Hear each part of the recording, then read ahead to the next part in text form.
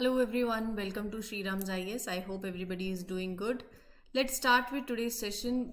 We'll discuss these articles. Financial Action Task Force के बारे में पढ़ेंगे. More or less आपके आज जितने भी articles हैं वो prelims से जुड़े हुए हैं, right. So world tuberculosis day के बारे में बात करेंगे. कुछ दिनों पहले ही मैंने इन डिटेल टीबी के बारे में डिस्कस किया था. Today I will also discuss, but still I would say कि आप एक बार प्रीवियस सेशंस को ज़रूर देख लेना. हमने उसमें एंटी माइक्रोबियल रेसिस्टेंस की साथ में बात करी थी, so that was a detailed coverage. ठीक है. अर्बन हीट आइलैंड ये आप अपने मेन से भी कनेक्ट कर सकते हो. You can connect it with geography GS paper 1 and जब आर्टिकल आएगा तो मैं आपको बताऊंगी ही सही. एंटी डंपिंग ड्यूटी ये आपके इकोनॉमी सेक्शन से लिंक करता है, ये भी मेन से कनेक्ट कर सकते हो प्लस प्रीलिम्स दोनों से. इंडिया के रेमिटेंसेस की बात करेंगे, ये प्रीलिम्स के पर्सपेक्टिव से इंपॉर्टेंट है, मेंस के लिए भी है. बेस्ड ऑन किस तरीके का क्वेश्चन आता है तो वहां पर जो फैक्ट्स हैं वो आप यहां से उठा के यूज कर सकते हो अपने आंसर्स में. ठीक है. Shriram IAS has been serving the nation since 1985. You can trust the quality content. Also those who are giving this upcoming attempt 2025 वाला, so there is this previous year question की series already on the platform. Refer करो. Topic wise sir cover करवा रहे हैं. Channel subscribe कर लोगे तो you will get the notification. जो 2026 के लिए प्रिपेयर कर रहे हैं, so we have this UPSC foundation course जिसमें जीएस के सेशन, सीसैट की क्लासेस, टॉपर्स की जो स्ट्रैटेजीज रही हैं, 1-to-1 मेंटरशिप आपके लिए सब कुछ अवेलेबल होगा. इवन प्रीवियस ईयर क्वेश्चंस भी करवाए जाएंगे. So you can refer that and get yourself enrolled. शुरू करते हैं पहला सेशन, पहला आर्टिकल. तो पहला आर्टिकल है एफएटीएफ के बारे में. हम डिस्कस इसलिए कर रहे हैं क्योंकि इंडिया होस्ट करेगा FATF private sector collaborative forum 2025 Mumbai के अंदर, जहां पर जो ग्लोबल प्रायोरिटीज हैं जैसे पेमेंट ट्रांसपेरेंसी हो, फाइनेंशियल इंक्लूजन हो, जहां पर सिर्फ ये नहीं है कि हर किसी का बैंक अकाउंट खुल गया है, सिर्फ यही फाइनेंशियल इंक्लूजन है. नहीं, आप लोगों को ये भी बताओगे कि एक तो सबसे पहले लिटरेसी, फाइनेंशियल लिटरेसी बहुत इंपॉर्टेंट है. सिर्फ खाता खोल देना ही काफ़ी नहीं है, वो यूज़ करना, वहाँ पर सरकार स्कीम्स के थ्रू जो भी आपको सरकार पैसा देती है, देयर इज़ डायरेक्ट बेनिफिट जो ट्रांसफ़र होता है, तो वो हर किसी को बताना. अब उसके बाद भी जब आप बैंकिंग सर्विसेज आप अवेल कर रहे हो तो there should be also net connectivity अगर आप यूपीआई यूज़ कर रहे हैं, राइट. तो ये सब चीज़ें फाइनेंशियल इंक्लूजन के अंदर आती हैं कि आपको किसी के साथ अपना ओटीपी शेयर नहीं करना, ये भी गांव वालों को बताना है, रूरल एरियाज़ में बताना है, अर्बन एरियाज़ में बताना है, रिमोट एरियाज़ में बताना है, right. Digital financial system transformation, तो ये सारी कुछ प्रायोरिटीज़ हैं जो कि एड्रेस करी जाएंगी. तो एफएटीएफ के बारे में बात करते हैं. एफएटीएफ एक इंटर गवर्नमेंटल पॉलिसी मेकिंग और एक स्टैंडर्ड सेटिंग बॉडी है. बेसिकली ये ग्लोबल स्टैंडर्ड सेट करती है जो कि कंट्रीज को हेल्प करती है कि आपके स्ट्रॉन्ग फाइनेंशियल लॉज हो, कि इलीगल मनी एक्टिविटीज नहीं हो. तो 1989 के अंदर G7 सबमिट हुई पेरिस में, तब ये ऑर्गेनाइजेशन वॉज एस्टैब्लिश्ड कि मनी लॉन्ड्रिंग जैसी चीजें नहीं हो, there is a growing concern. उसके रिस्पॉन्स में एफएटीएफ जो है वो आई. तो बेसिकली यहाँ पर इंटरनेशनल स्टैंडर्ड्स एस्टैब्लिश किए जाते हैं to develop and promote the policies national level पे, इंटरनेशनल लेवल पे, कि किस तरीके से मनी लॉन्ड्रिंग को उसके साथ basically you can combat money laundering, और कैसे जो भी टेररिज्म फाइनेंसिंग होता है इन सब चीज़ों से कैसे you can cope up with. You need to make certain international standards जो एफएटीएफ करती है. 2001 में इसका मैंडेट एक्सपैंड हुआ और इसमें टेररिज्म फाइनेंसिंग भी इंक्लूड किया गया. एफएटीएफ का हेडक्वार्टर कहाँ है? पेरिस के अंदर है. अभी ब्लैक लिस्ट क्या है, ग्रे लिस्ट क्या है, इससे पहले आप ये जान लो कि एफएटीएफ में कितने मेंबर कंट्रीज हैं. यूपीएससी पूछ सकती है, प्रीवियस ईयर क्वेश्चन देखोगे तो उन्होंने पूछा है. एफएटीएफ में 39 मेंबर कंट्रीज हैं. क्या इंडिया एक मेंबर है? बिल्कुल है. तो ऐसे पूछा जा सकता है स्पेसिफिकली. इंडिया अगर जिस भी बॉडी का मेंबर है तो आपको मालूम होना चाहिए. ठीक है. कौन मेंबर बन सकता है? एक तो जो कंट्री हो that must be strategically important, मतलब उसकी एक पॉपुलेशन हो, इकोनॉमी स्ट्रांग हो, and insurance sector, banking sector develop हो, right. International financial rules follow करते हो, they are involve in the financial, globally जो फाइनेंशियल ऑर्गेनाइजेशंस हैं they are involve in that. India full member बना FATF का, and India participates in 2 regional FATF groups. एक है APG Asia Pacific group और एक है यूरेशियन ग्रुप EAG। तो ये 2 ग्रुप हैं। इंडिया फुल मेंबर है FATF का और India in 2 regional FATF groups में पार्टिसिपेट भी करता है। FATF क्या करती है? How criminals hide the money. FATF वो सारा कुछ रिसर्च करती है, स्टडी करती है इलीगल मनी मूवमेंट्स को, कि कैसे टेररिस्ट को फंडिंग मिल रही है, ये सब FATF देखती है। फाइनेंशियल रूल सेट करती है, चेक करती है कि क्या कंट्रीज वो रूल फॉलो कर रहे हैं, और रिपोर्ट्स जो हैं ऑन फाइनेंशियल क्राइम्स वो सब भी पब्लिश करती है। जो FATF की रिकमेंडेशंस होती हैं, जो रूल्स हैं दैट आर कॉल्ड FATF की रिकमेंडेशंस, ये हर एक कंट्री को फॉलो करनी रहेंगी। तो एक बार अगर किसी भी देश ने FATF को ज्वाइन कर लिया तो उसको जो लेटेस्ट रूल्स हैं वो एक्सेप्ट करने पड़ेंगे। They allow FATF to check whether it follows them और नॉट। अब अगर एक कंट्री रूल फॉलो नहीं करती है तो FATF उन्हें पेनलाइज भी करती है। यहाँ पर 2 चीजें हैं, एक है ब्लैक लिस्ट और एक है ग्रे लिस्ट। अगर किसी कंट्री का नाम इसके अंदर आ जाता है तो यहाँ पर उनको बड़ी बड़ी ऑर्गेनाइजेशन से पैसा उठाने में फिर दिक्कत होती है। मान लो अगर आपकी हिस्ट्री अच्छी नहीं है तो आपको कोई उधार नहीं देगा, आपको कोई लोन नहीं देगा, राइट। तो ऐसे ही अगर एक कंट्री का नाम ब्लैक लिस्ट में आ जाता है, ग्रे लिस्ट में आ जाता है, तो IMF और बड़ी ऑर्गेनाइजेशन उस देश को फिर पैसा नहीं देती हैं और ओवरऑल भी स्टैंडर्ड्स जो हैं उस कंट्री के फिर गिरते हैं। अगर एक कंट्री जितना करना चाहिए उतना नहीं कर रही, मनी लॉन्ड्रिंग को स्टॉप करने में, टेररिज्म में भी फंडिंग कर रही है, तो FATF उन्हें ग्रे लिस्ट में डाल देती है। जो कंट्रीज एक सेफ हेवन है जहां पर टेरर फंडिंग पूरी तरीके से सपोर्ट करी जा रही है, जहां मनी लॉन्ड्रिंग हो रही है, तो FATF उन्हें ग्रे लिस्ट में डाल देती है। ये कंट्री के लिए वार्निंग है कि भैया रुक जाओ, नहीं तो आपको ब्लैक लिस्ट में डाल दिया जाएगा। ब्लैक लिस्ट तब हो जाती है जहां पर आप लगा लीजिए सीवियर पेनल्टी हो गई, मगर अब एक कंट्री डेलिबरेटली अलाउ कर रही है टेररिस्ट को, क्रिमिनल्स को, कि they can move that illegal money, तो FATF उन्हें ब्लैक लिस्ट में डालती है। अगर UPSC आपसे पूछे कि इस टाइम कोई देश या कितने देश FATF के ब्लैक लिस्ट में है, तो नॉर्थ कोरिया भी ब्लैक लिस्ट में है, ईरान भी ब्लैक लिस्ट में है और म्यांमार भी ब्लैक लिस्ट में है। पाकिस्तान कौन सी लिस्ट में था ये आप मुझे कमेंट सेक्शन में बताओगे, था नहीं था, डू लेट मी नो। अगर एक कंट्री ब्लैक लिस्ट के अंदर आ गई, फॉर एग्जाम्पल अभी नॉर्थ कोरिया ब्लैक लिस्ट में है, ईरान भी है और आपका पड़ोसी देश हमारा म्यांमार भी है, ठीक है। अगर एक कंट्री ब्लैक लिस्ट के अंदर है तो उन्हें, मैंने आपको बताया, IMF से, वर्ल्ड बैंक से, EU से, ADB से, इन बैंकिंग से फाइनेंशियल एड नहीं मिलेगी, मिलेगी ही नहीं। कोई भी बिजनेस उनके साथ ट्रेड नहीं करेगा, फॉरेन इन्वेस्टमेंट वहां के गिर जाएंगे, राइट। बहुत सी सैंक्शंस उन देशों पे लग जाएंगे और उनकी इकोनॉमी के लिए बहुत हार्ड हो जाएगा कि वो इंटरनेशनली ट्रेड करें। तो ये सब उसके इफेक्ट कॉन्सिक्वेंसेस भी होते हैं।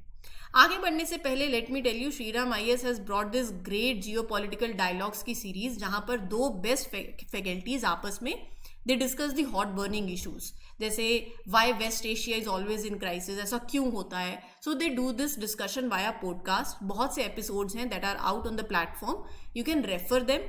अपार्ट फ्रॉम दी सीरीज बहुत सी और भी सीरीज चल रही हैं जो डिफरेंट फैकल्टीज ले रही हैं। That is why I am saying आप चैनल को सब्सक्राइब कर लो, आपको नोटिफिकेशंस आते रहेंगे। अच्छा लगे तो देखो और अपने नोट्स बनाओ, शॉर्ट नोट्स याद करो, आंसर्स में लिखो, ठीक है।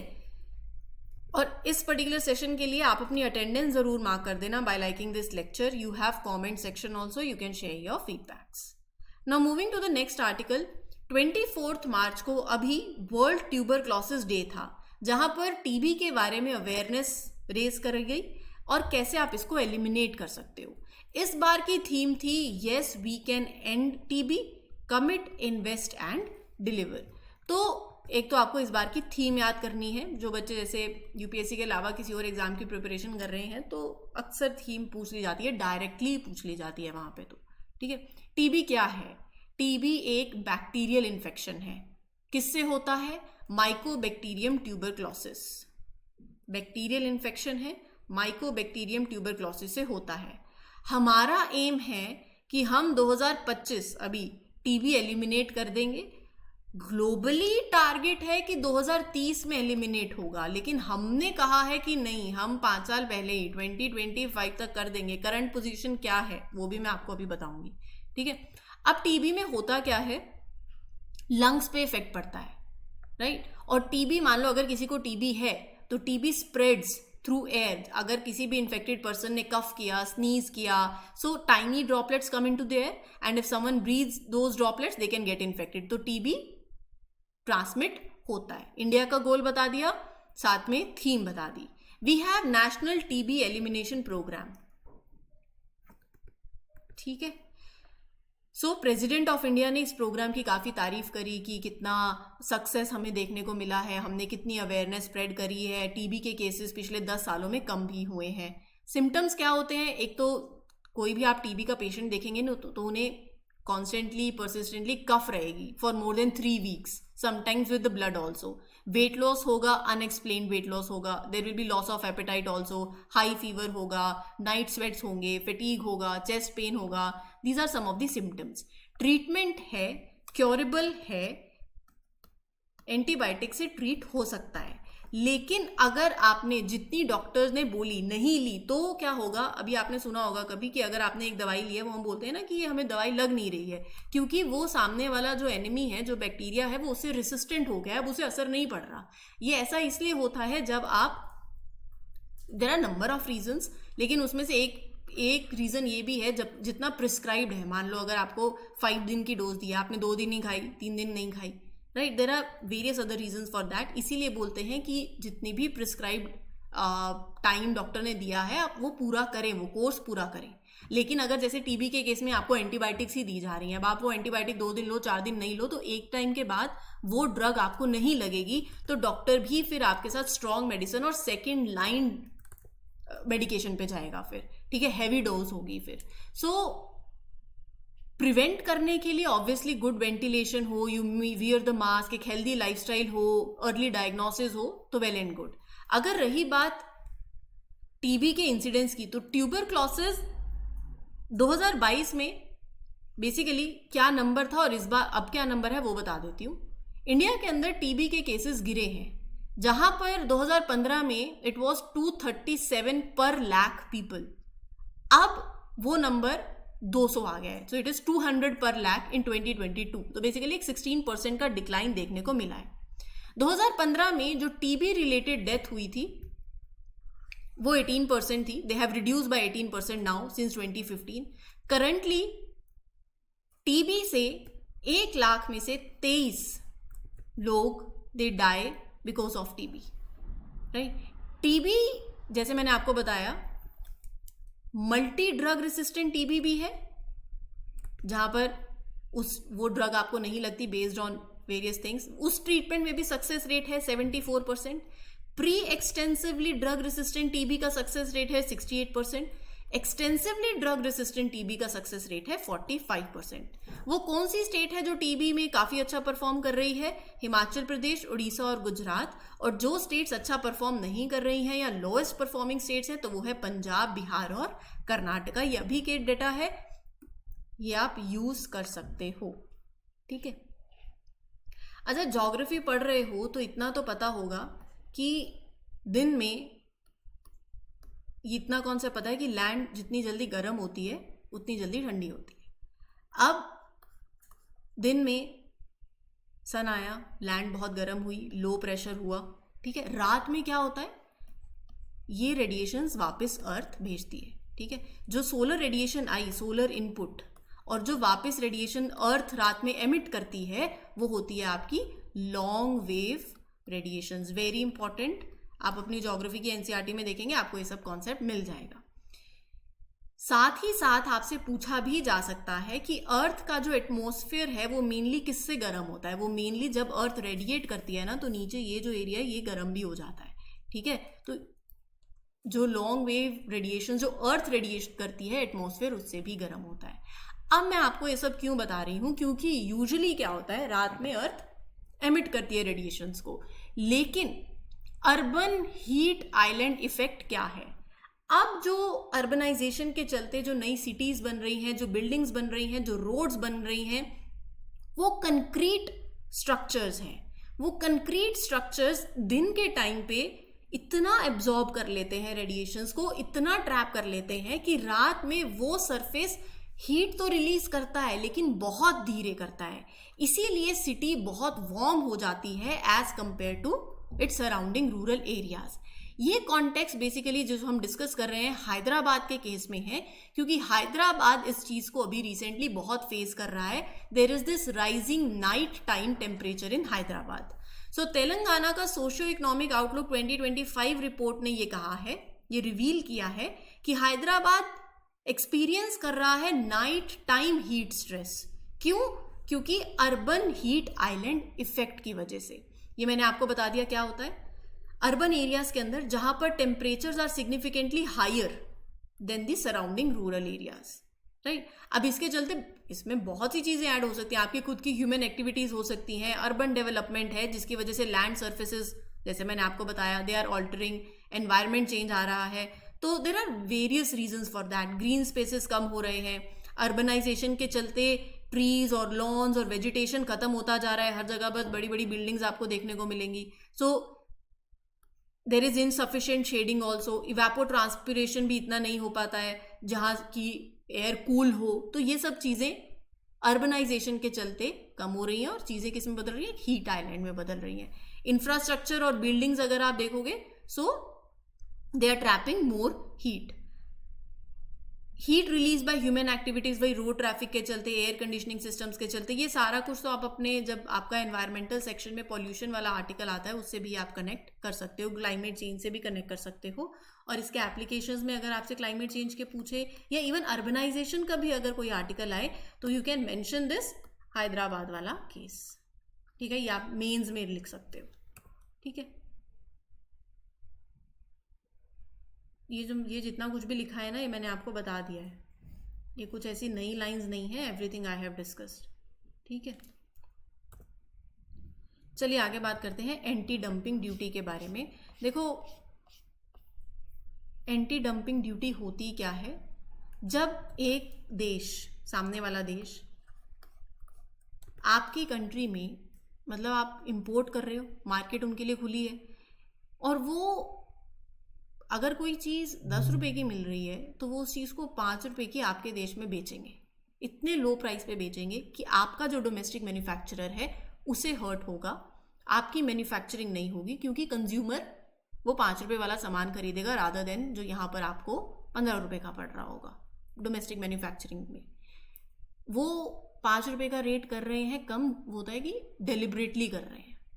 तो एंटी डंपिंग ड्यूटी इसी चीज से बचने के लिए है, जहां पर आप एक स्पेशल टैक्स लगा देते हो कि दैट जो भी कंट्री गुड्स को इंपोर्ट कर रही है, फॉर एग्जांपल इंडिया, तो आप अपने लोकल बिजनेसेस को प्रमोट करने के लिए, प्रोटेक्ट करने के लिए अनफेयर कंपटीशन से ये टैक्स लगाते हो. जब एक फॉरेन कंपनी आपके देश में माल बेच रही है बहुत ही कम दामों पर, राइट, मतलब अपने देश में भी इतने कम दाम पे नहीं बेच रही जितना यहां बेच रही है, तो इसीलिए एंटी डंपिंग ड्यूटी लगाई जाती है. डंपिंग का मतलब होता है कि जब एक कंपनी एक कंट्री में अपने माल को, अपने प्रोडक्ट को सेल कर रही है अनफेयरली, होता है ना, डंप कर दिया एट अ लो प्राइस, वो होता है डंपिंग. इसी के चलते एंटी डंपिंग ड्यूटी लगाई जाती है, ताकि फॉरेन कंपनीज हमारी लोकल इंडस्ट्रीज को डिस्ट्रॉय नहीं करें, कंपटीशन भी फेयर हो और उस कंपनी की मोनोपोली नहीं हो जाए, क्योंकि उसने तो रेट गिरा दिए, बाद में वो बढ़ा भी देगा, उसको डजंट पता नहीं चलेगा.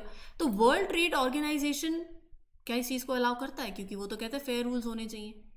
तो वर्ल्ड ट्रेड ऑर्गेनाइजेशन के रूल्स में एंटी डंपिंग मेजर्स हैं. ठीक है, एज लॉन्ग एज कि अनफेयर ट्रेड प्रैक्टिसेस हो रही हैं, आप टैक्स लगा सकते हो. तो यहाँ पर हमने भी यही किया है. इंडिया ने recently anti dumping duty impose करी है 5 चाइनीज गुड्स पे, जिसमें वैक्यूम फ्लास्क है, एल्यूमिनियम फॉयल है, जो आप यूज करते हो ना, किचन में भी एल्यूमिनियम फॉयल यूज होता है, तो उस पे. अब हाल फिलहाल कुछ दिनों से आर्टिकल्स आ रहे हैं कि इंडिया की और चाइना की दोस्ती वापस से अच्छी हो रही है, और इंडिया कह रहा है चाइना को कि आप यहाँ कर, मतलब आप अपने दरवाजे थोड़े से खोल रहे हो कि ठीक है चलो यहाँ के कुछ एरियाज में इन्वेस्ट करो. क्यों करो? क्योंकि इसका दूसरा एंगल है यूएसए. डोनाल्ड ट्रंप की सरकार आ गई. अब डोनाल्ड ट्रंप क्या कर रहे हैं? डोनाल्ड ट्रंप कह रहे हैं कि आपका जब माल इंडिया का अमेरिका में आएगा तो उस पर ये टैरिफ लगेगा, लेकिन हमारा जब माल आपकी मार्केट में आएगा, अमेरिकन गुड्स जब इंडियन मार्केट में आएंगे, तो आपको क्या करना है? आपको कुछ टैरिफ बैरियर्स हटाने हैं. तो हमने कहा रुको, हमने उनको ये दिखाया कि हमारे पास जो मार्केट है वो और भी है, तो हमने थोड़ा सा रुख किया चाइना की तरफ। चाइना के साथ रिश्ते सुधर भी रहे हैं। अभी रिसेंटली जब मीटिंग्स हुई थी तो वहां पर बॉर्डर टेंशन्स को ईज करने की भी बात हुई, दोनों देशों में ट्रैवल और ज्यादा बढ़ाने की बात हुई। तो जहां पर चाइनीज, देखो चाइना के साथ हमारा बायलेटरल ट्रेड बहुत ज्यादा है, लेकिन at the same point of time Chinese investment India के अंदर नहीं है। तो आप चाइना की इन्वेस्टमेंट को, अपनी मार्केट को खोल रहे हो थोड़ा सा कि चाइना यहाँ पर आके इन्वेस्ट भी कर सकता है, जिससे आपका जो ट्रेड डेफिसिट है वो भी ठीक होगा। इसमें काफी एंगल्स जुड़े हुए हैं, तो अगर आप डेली सेशंस देखोगे तो ये चीजें आप कनेक्ट कर पाओगे। अलग अलग डॉट्स हैं, you have to connect it. ठीक है, तो यहाँ पर हाँ, तो चाइना के साथ अब मान लो किसी चाइनीज कंपनी ने यहाँ पर आके इन्वेस्ट किया, तो ऑब्वियसली जब प्रोडक्ट की मैन्युफैक्चरिंग इंडिया के अंदर होगी तो आप एक्सपोर्ट करोगे, तो आपका ट्रेड डेफिसिट भी कम होगा, यहाँ पर जॉब अपॉर्चुनिटीज भी बढ़ेंगी, तो ये सारा फायदा होगा। At the same point of time anti dumping duty भी है इन चीज़ों पे लगाई है। तो एंटी डंपिंग ड्यूटी क्या है, ये सारा मैंने आपको बता दिया है। प्रोटेक्शनिस्ट टैरिफ है, जब एक कंपनी एक्सपोर्ट कर रही है सिग्निफिकेंटली लोअर प्राइस पे जितना वो नॉर्मली चार्ज करती है, तो आप ये ड्यूटी लगाते हैं ताकि आप अपने लोकल बिजनेसेस को प्रोटेक्ट कर सकें, राइट? क्योंकि जो ट्रेड डिस्टॉर्टिव इफेक्ट है आप उसको रेक्टिफाई कर रहे हो। WTO ने कहा है कि ये बिल्कुल फेयर है, आप कर सकते हैं। लॉन्ग टर्म में anti dumping duties can reduce the international competition also of the domestic companies. जो सिमिलर वही गुड अगर आप चाइना 5 रुपए का इंडिया में बेच रहा है, आपका डोमेस्टिक मैन्युफैक्चर 10 रुपए का बना रहा है, तो आपको प्रोटेक्ट करना है ना अपने बेसिकली इंडस्ट्रीज को, इसीलिए है। ठीक है, इंडिया के अंदर एंटी डंपिंग ड्यूटी कौन एडमिनिस्टर करता है? Directorate general of trade remedies. कौन ऑपरेट करता है? Ministry of commerce and industry. It is headed by designated authority. Department of commerce recommend करती है एंटी डंपिंग ड्यूटी, और मिनिस्ट्री ऑफ फाइनेंस जो है वो इसको फिर लगाती है। ठीक है, last article of today's session जिसमें हम बात करेंगे रेमिटेंसेस के बारे में। 6th round of India's remittances सर्वे 2023-24 हुआ, आरबीआई ने कंडक्ट किया। देखो बहुत से लोग इंडिया से बाहर जाते हैं, पैसा कमाते हैं, फिर वो अपनी फैमिलीज को भेजते हैं, डॉलर्स में कमाते हैं, रुपए में भेजते हैं फिर बाद में फॉरेन एक्सचेंज मार्केट में, वो तो चलो बात की बात है। लेकिन बात यह है कि हमें रेमिटेंसेस जो इंडिया को आ रहे हैं, जो पैसा आ रहा है अब्रॉड से, वो कहाँ कहाँ से आ रहा है? सबसे ज़्यादा वो यूएस से आ रहा है, यूके से, सिंगापुर से, कनाडा से और ऑस्ट्रेलिया से। टुगेदर ये 5 कंट्रीज हैं जो मिलाकर 50% हमारा जो टोटल रेमिटेंसेस है इंडिया में वो यहाँ से आ रहा है। मतलब बहुत से इंडियंस हैं जो यूएस रहते हैं, यूके रहते हैं, सिंगापुर रहते हैं, कनाडा रहते हैं और ऑस्ट्रेलिया रहते हैं ज़्यादातर, जो पैसा भेजते हैं, और रेमिटेंसेस का ये टॉप सोर्स है। ठीक है, over the years India consistently top recipient रहा है रेमिटेंसेस का, और ये अमाउंट डबल ही हुई है, राइट? जो इंडियंस यूएस रह रहे हैं वो पैसा भेजते हैं, तो यूएस अलोन कंट्रीब्यूट कर रहा है लगभग 27.7%। जो लोग यूएई रहते हैं, लार्जेस्ट कंट्रीब्यूटर कौन है पूछा जाए? यूएस। फिर उसके बाद second largest UAE, second biggest source of contributor. तो ये कुछ फैक्ट्स हैं जो आप ध्यान में रख सकते हो। अच्छा, ये कंट्रीज में तो लोग जाके रहते हैं, पैसा भेज रहे हैं। स्टेट लेवल पे कौन सी वो स्टेट है जहां ज्यादा पैसा आ रहा है रेमिटेंसेस के थ्रू? पहला है महाराष्ट्र। महाराष्ट्र के लोग काफी बाहर गए हुए हैं। ठीक है, दूसरे नंबर पर है केरला। केरला से भी large number of workers gulf countries में है। तमिलनाडु है 3rd प्लेस पे, तेलंगाना है 4th प्लेस पे, और 5th पे है कर्नाटका। ठीक है, तो ये 5 स्टेट लेवल पे आपको ध्यान में रखना है। तो ये था आपका आज का सेशन। उम्मीद करती हूँ क्लियर हो गया हो। कोई भी डाउट हो, you can still ask me in the comment section, and for more such videos do subscribe to the channel. This is your mentor Arzoo Kakkar signing off. Happy learning, all the best, thank you.